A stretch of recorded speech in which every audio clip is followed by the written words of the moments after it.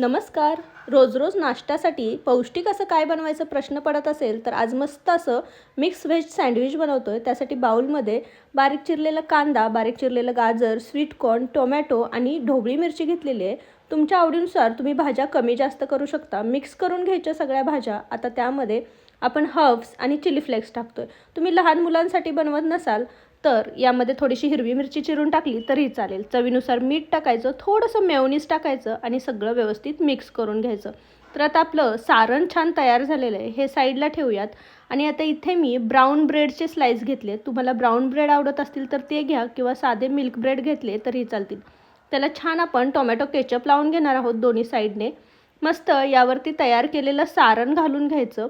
छान असं सारण घातल्यानंतर यावरती थोडंसं चीज किसून टाकणार आहे मी. चीज ऑप्शनल आहे, तुम्हाला आवडत असेल तर तुम्ही घेऊ शकता किंवा नाही वापरलं तरीही चालेल.